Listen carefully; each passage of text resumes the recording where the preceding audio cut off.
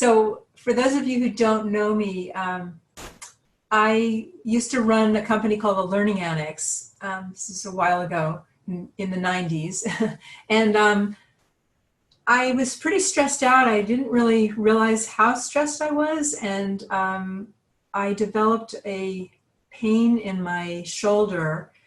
I went to the chiropractor and he said after 5 treatments, the pain was getting worse, and the pain was actually radiating down my arm, and my first 3 fingers were getting numb. And he said to me, you need to get an MRI because I think you have a herniated disc. Now, I hadn't been injured. It was the weirdest thing. It sort of came out of nowhere. So I went and got an MRI, and they discovered I had a mass in my chest. It was pretty sizable. It was 5 centimeters, if you know, it was sizable and very painful. It was pressing on the nerves that ran down my arm. And I went and had a biopsy, and a needle biopsy, and it wasn't cancerous, but it was a nerve root tumor called a schwannoma. And I was just flipped out of my mind. I thought, how could this happen to me? I really thought I was doing everything right. I was exercising. I was watching my weight. I didn't smoke. I hardly drank. I was eating what I thought was a healthy diet. And, but as I said, I was really stressed. And so it just was shocking. And I just thought, like, why did this happen to me? And so I went to 3 top Bay Area surgeons, and each of them said, this needs to come out through surgery, and it needs to come out now, because this could turn cancerous at any minute. That was the message I got. So, and one wanted to cut me under my collarbone, and the second one under my armpit. And the third one said he was going to go in and remove one of my ribs from the back and put a mesh in there. I just remember thinking, this is insane. They couldn't agree on how to access this tumor. And I went to see a neurosurgeon who said, wait as long as you can, because he didn't like any of the neurosurgeons in the Bay Area. And he said it was a very risky surgery, that it could sever the nerves that were wrapped around it, and I could lose the feeling in my hand permanently, my right hand. So I took that advice and I started searching for alternative, what can I do? And so I went down to the Optimal Health Institute in San Diego, and it's a place for cleansing and raw. I mean, it goes against the Weston price, but it was all raw food, raw juicing. I think they gave us a couple of sprouts the first couple of days, but basically it was a week of juicing green drinks and internal cleansing, colonics, and also we meditated and we talked to our illness. And there were people there who had unbelievable illnesses who I've seen, made dramatic changes, heart disease and diabetes, and it's a pretty spectacular place. But I spoke to, in the meditation, I spoke to the tumor and I said, why are you here? What's your message? And the word came back to me to simplify. And I realized I was not leading a simple life. I was running a company that it was in 6 cities across America, married, had a small child.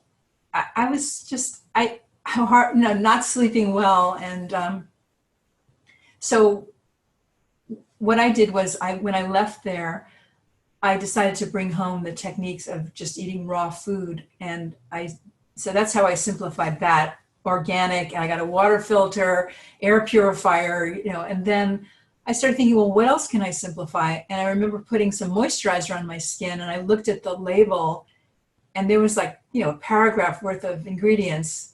And I just thought, well, this can't be good.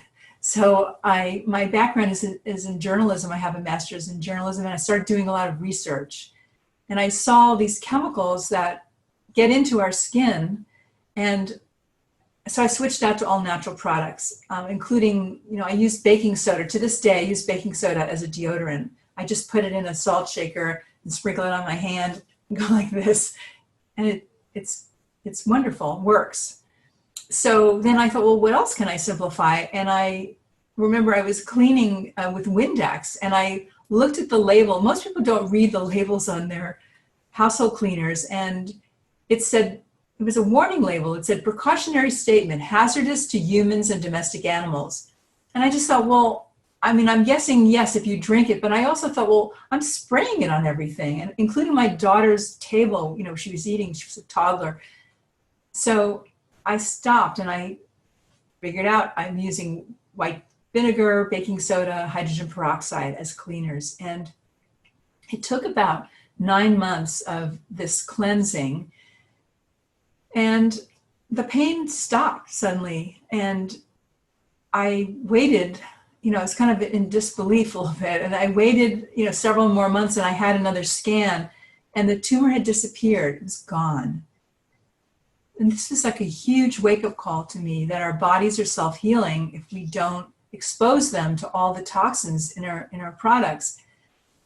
And so that's changed my life. I basically, my husband and I decided, we sold the business. He also wasn't feeling great. And so we sold our business and got into really paying attention to what we put in ourselves, on ourselves, and what surrounded ourselves. And so I wound up writing a book. I'm going to share my screen with you for a minute and show you. Let's see. So I've become an in-home environmental health detox coach. So I go into people's homes now and help them figure out their mystery conditions. So this is the book Supernatural Home. It was endorsed by Deepak Chopra and Joseph Mercola, Ralph Nader. And it's broken up into 3 sections: what goes in us, on us, and surrounds us. And so I thought I would talk today about, you know, the truth behind labels, because labels can be so misleading. And I thought I would talk about it in each of those categories. I really believe that good health starts in your home. And I just wanted to add that in the book, Supernatural Home, I have a section on Weston A. Price, because I have a whole, after each chapter, I talk about unsung heroes, and I really believe he is an unsung hero. Most people don't know about him. So, okay, so food additives. So I'm assuming that many of you, you know, are aware of the dangers of food additives, but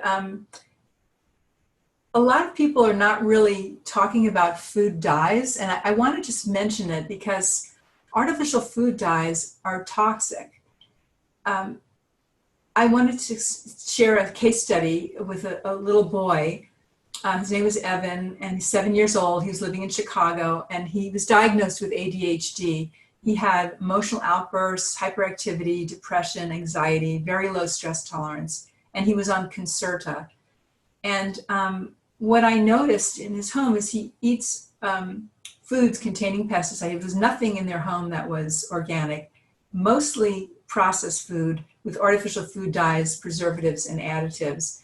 So this was an example. I'd gone to a museum, the Children's Museum in Chicago, with Evan and his dad and my daughter. And when lunch came around, Evan's meal was, you know, macaroni and cheese and orange soda and a bag of Skittles. Now my daughter wanted that, but I wouldn't let her. So I found something. They had some chicken nuggets that weren't deep fried, and so she had that. But I was sort of watching Evan, and literally in about 20 minutes after lunch, he was on the floor having a temper tantrum. So I was trying to explain to his dad, see, this is what's happened. So, you know, it's also in vitamins and Claritin, for example, all these colors. They're made with dyes derived from petroleum and coal tar. And in Europe, they have warning labels on these. Any food that has a food dye in it, artificial food dye, has a warning label. Here they don't do that. So in 2018, the FDA banned 7 food additives found in candy, ice cream, gum, and soft drinks that said they caused cancer in lab animals. And that was 2018. They said the manufacturers have 2 years to find replacements. And I have a question mark here because I don't see the replacements. I haven't seen them yet. So if you have, let me know. But as far as I can tell, all these food dyes are still in our foods. So look, in McDonald's in Europe and the UK, their strawberry sundae is made with fresh strawberries, and here we use red dye number 40. And their orange soda is colored with pumpkin and carrot extracts. And here, our orange soda comes red dye number 40 and yellow dye number 6. So this is Flintstone's vitamin, #1 pediatrician's choice. Why do they have artificial colors, artificial flavors, aspartame, hydrogenated oil? And these are, potentially GMO ingredients. So here it is. It's got cornstarch in it. It's got FDC blue number 2 and red number 40. And I mean, it's just kind of sad to me. Plus it's got sugars in it, dextrose, plus sugar and maltodextrin and artificial flavors, hydrogenated soybean oil. This is the #1 pediatrician recommended vitamin. It just makes me nuts. So this is a safe alternative, Nordic berries. It's organic sugar. I mean, it's too bad that it's got sugar in it, but at least it's organic. So, but something to think about in your own vitamins. Make sure that there are no food dyes in there. I remember, and also, the hydrogenated oils. I was in a pregnant woman's home, and she was taking vitamin D, and I said, "Oh, that's great. That's good to take." And then I looked at the label. It was a Kirkland brand, and it had corn and soy oil in it. And I said, this is far outweighing the dangers of you need to find a pure vitamin that doesn't have any of these, things in it. So, and this is like a Jiffy blueberry muffin mix. I don't know if you can read it. It says artificially flavored with imitation blueberries. So people are, they don't read labels for the most part. And I think they're doing themselves a disservice. So, a safe alternative is obviously use fresh blueberries. Gatorade is another one. When I give talks at like health clubs and stuff, so many people there, they drink Gatorade because they feel like it's the best electrolyte drink, but it's got red 40 and blue 1 in it, plus other stuff, sucrose and glucose, fructose syrup. So a safe alternative would be, Perrier, some fresh orange juice or lemon juice or coconut water. And then there's a new additive being added. It's called Sweet Mix. So it's being added to energy drinks. And the FDA says that under the current law, a company can, and in this instance did, that the ingredient is generally recognized as safe. So they can put it in without notifying the FDA. So this sweet mix will be hidden as part of artificial flavorings or artificial sweeteners, or perhaps it says sweetener blend. And people are just not aware that they're really consuming something so toxic. So a safe alternative, I love dates. Yacon syrup is great, monk fruit. It's highly processed, but I think it's better than stevia. So, and then natural flavors. So I've been following Anthony William. He calls himself the medical medium. And he says that it's really not in the public lexicon yet, but natural flavor equals MSG, which we all know is a neurotoxin, and natural fruit flavor is not a fruit extract. It's developed in the lab.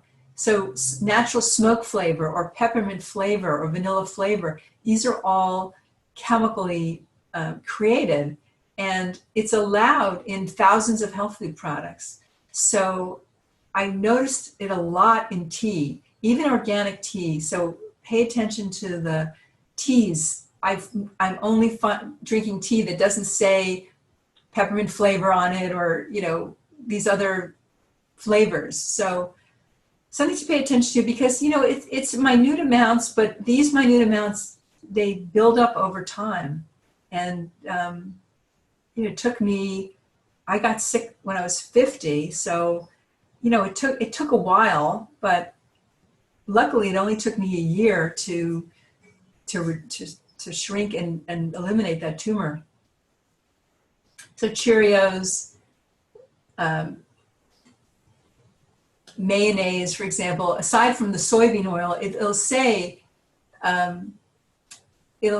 things like, where is it at the bottom? it's hard to read these things, but these natural flavors are here and not a good thing to do. Some safe alternatives would be, again, organic peanut butter, Cascadian Farms, or organic. So these are also naturally flavored, like Emergency, which I used to think was a good source of vitamin C as an electrolyte. It says right on the front label, flavored with natural flavors. So same with like Poland Spring strawberry flavored water. Again, made in the lab. Again, so safe alternatives, just as I had before. And then preservatives. I used to travel around with like a show and tell. I'd have this bread because I bought a loaf of bread at Safeway, and it says 100% whole wheat. And the reason I bought it was to show people that if the word "made with" is on the label, it can mean it's like 1% whole wheat, let's say. And that goes across the board for any product, whether it's, a skincare product that says made with essential oils, it can mean 1 drop. So you really want to look for 100%. So that's why I bought it. It said 100% whole wheat. So I put this loaf of bread in my pantry. It wasn't in the freezer or refrigerator. And I would take it out every now and then to do a talk. And so I think it was like 8 months had gone by, and I picked up this loaf of bread, and it was like, there wasn't a speck of mold on it. It's like, what? How is this possible? And so then I looked at the label, and it had calcium propionate, which is a mold inhibitor, and it causes ADHD behavior in rats. So now I grew up on Pepperidge Farm bread. You think it's sort of healthy, right? Farmhouse bread and all this. But here it is, calcium propionate, and then down at the bottom it says partially produced with genetic engineering. So I was amazed that they're actually saying that it has GM ingredients in it, because not a lot of companies do that. But there it is. So also BHA and BHT, these are banned. These are preservatives that are banned in Europe, UK, and Japan, and they are found in the wrapping, the cellophane wrapping that protects the flakes, and also in our gum, in Trident gum, for example. So and I want to just talk a little bit about glyphosate, because I don't know if you're familiar with Stephanie Sennett. She is a senior research scientist at MIT, and there was just an article today, I didn't get a chance to read it, but she was making a correlation between glyphosate and COVID. But what she found is that there's a very strong correlation between the use of glyphosate on crops like soy and corn in the US and neurological diseases, including autism, ADHD, anxiety, and dementia, as well as suicide indicative of depression. So she has these graphs that just blew me away. So this is autism and glyphosate. I mean, if you look, the autism at age 6 rate from 1995, to 2010 is in yellow, and then look at the glyphosate. It's like identical. And then here's one. This is for breast cancer and glyphosate correlation. Here's one. This is from senility, and this is really kind of shocking. And she's got like, I don't know, 20 of these. This is diabetes, the percentage, and then the red is sprayed on corn, and blue is the percentage of GE soy and corn crops. So we're all kind of exposed to glyphosate, even when we're eating organic food. That's why I'm a really big believer in detoxing. So yeah, I want to talk about fragrance.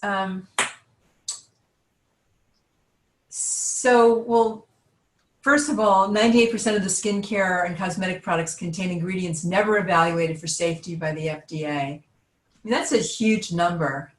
Never evaluated for safety by the FDA. Most people use about 15 products. I mean, I don't use that many, but a lot of people do. And we need to kind of think about what happens in our bodies when we're exposed to minute amounts of synthetic chemicals. So, so many people are very concerned about their food and making sure that it's non-GMO and organic, but they're not really thinking about what they're putting on their skin, their makeup, their hair care, the shampoo, deodorant, all those things adds up. So, so many of these products contain hormone-disrupting chemicals. So the top 3 are phthalates. Those are found in fragrance and in nail polish. It prevents the nail polish from chipping. It's like a plasticizer, and it's found in mascara as well. Parabens are preservatives that are found in makeup and shampoo. So if you look for words like methylparaben, polyparaben, you'll see those, and you want to avoid those. And triclosan in antibacterial soap and toothpaste. So I know that the last I checked that Colgate Total is still using triclosan in its formula. So this was a case study that I wanted to share. This was a woman, Lisa. She was living in Georgia, and she had constant nasal congestion, runny nose, a chronic cough, and insomnia. Her cough was like, she had to use inhalers and codeine cough syrup. She was on antihistamines, Flonase, an inhaler, cough syrup. I found extremely high humidity in her home, so and excessive use of scented products. So I just wanted to add the thing about humidity. Humidity in your home should be below 50% or below.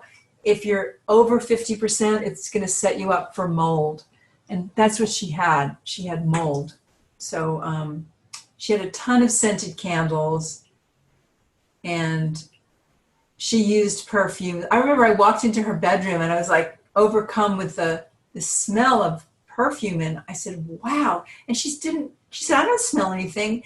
People get so used to the scent that they become desensitized. So she used, stuff for her hair. Everything was scented. Secret deodorant, nail polish was scented. Her lipstick was scented. Her, wipes and washes and sprays, feminine care products scented. Plug-ins, air fresheners. She had lavender and sweet vanilla Hefty bags. I mean, it just went on and on. The Lysol disinfecting wipes was scented. And then she had the Downy fabric softener. She had a Bounce, which with Febreze, it was really kind of sickening because it was in her clothes. And that stuff gets in your lungs and gets under your skin and in your bloodstream. So I had her get rid of, it was a really hard situation with her because she was so married to these scented products, and some of her perfumes were really expensive. Like she used Bulgari, cologne, and it must have been, over $100 a bottle for this little thing. So anyway, cleared it out, had set a 100% pure beeswax candles, which has a lovely natural scent. Got to use, essential oils, and the citrus sprays are not terrible. So anyway, long story short, it took, a week. She called me up and she said her cough is gone and she's cut down. She's not using her antihistamines any longer, stopped the cough syrup, and she's sleeping better. So, there's scents in the products that we're using in our homes to clean with. So I recommend vinegar, baking soda. Bon Ami is a great cleaner. And I also had them get a good HEPA filter, air filter, and then use a wet or a damp cloth to clean surfaces, because a lot of the toxins in their home are in the dust. And I work with a lab, so if anyone wants to know how many chemicals they're exposed to, from glyphosate to any other chemicals in their bloodstream, it's a simple urine test. So I work with people to figure that out all the time. And then clearing the air with houseplants is really great. And NASA did a study. They have a whole list of, I list them in my book, but you can probably find them online. How the house plants that pull out all the benzene and the formaldehyde that's in the air. So ivy is a great one, and yeah. And get a good doormat. Wipe your feet before you come in the house. And better yet, take your shoes off. I mean, just think about all the stuff we traipse around and bring into our homes, especially if we have carpeting. So I always offer my guests some socks to wear. Okay, so I want to talk about EMFs, electromagnetic fields. Our bodies are electrical. They use electrical impulses to communicate between the cells, and EMFs interrupt this electrical system, and it suppresses our immune system, and it disrupts our sleep. So I have noticed a tremendous improvement in my sleep. Well, first of all, I don't sleep with a cell phone next to me any longer as an alarm clock. I put it in the bathroom. I can still hear it. But I've also unplugged everything that's plugged into my walls, like the nightstand, lights. I had a diffuser. I pulled all those out because what I discovered was that even if something is not turned on, like a lamp, for example, but it's still plugged into the wall, it's still creating an electrical field. So it's just something to be aware of. If you're having trouble sleeping, you might want to try to do that. Just make your bedroom, as quiet as possible. So with some of my clients, I actually have them shut off the circuit breaker to their bedroom at night, and it makes a world of difference. So this is another case study. This is this little boy, 11 years old. He had been waking up with headaches for the past 2 years, and the mom took him to several doctors and had a brain scan.